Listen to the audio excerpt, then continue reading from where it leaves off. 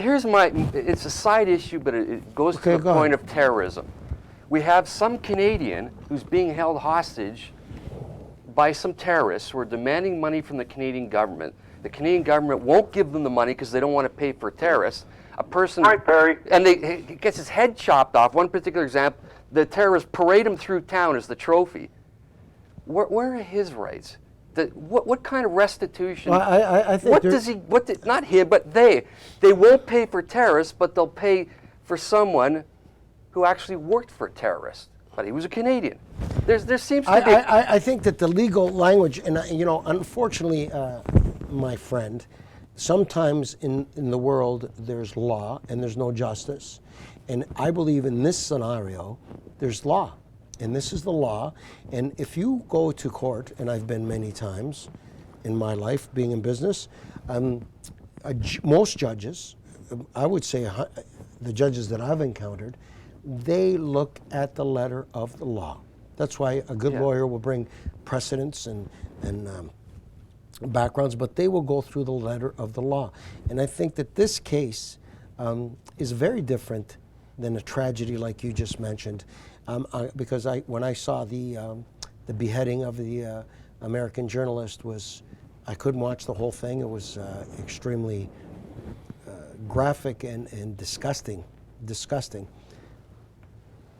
But it's two different things. Yeah, it is two different things. One, you're going to feed other people who do kidnapping, the same where they do in Somalia, where in the waters, right? Where there was a movie with Tom Hanks about Captain Phillips, which is a true story.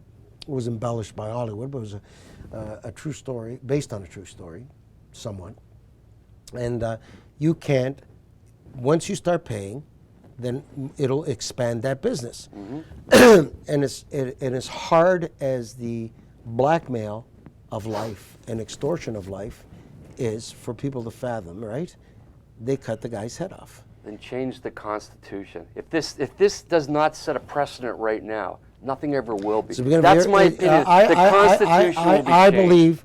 I truly believe constitutions need to be upgraded and brought up to where we are today.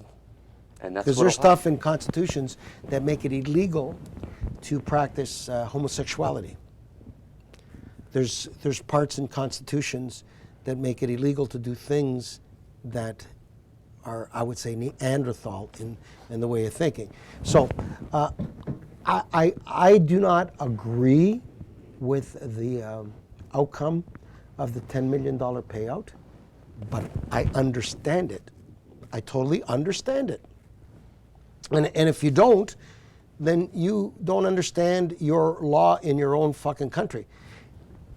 And if we don't trust the Supreme Court of Canada to uphold the highest level of standard in interpretation of the law of our country, then you're fucking naive, right, Bill?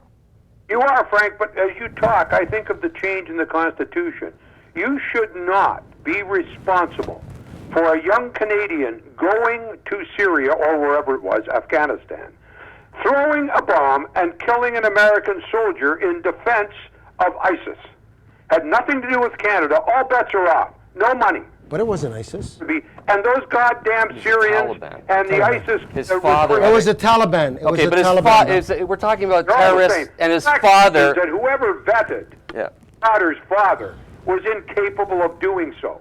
Should never have been allowed in the country. All I'm telling you is, I understand that the Supreme Court of Canada, their job is to interpret our judicial charter. Yes. They interpreted twice that we, the country, right, did not defend his Canadian rights. Well, and that's, Frank, why everybody's up in arms. They want the Constitution changed. This little runt was brought in to the Taliban by his father, who was manipulated. His father manipulated him. Citizen. And he trusts his father. Why would he not trust his father? 100%. He doesn't know any better. He's an 8-year-old Why kid. not allow them in? Yeah. They are non. Listen. I believe in immigration, because I believe in immigration. I'll tell you why. Very simply, my father was an immigrant.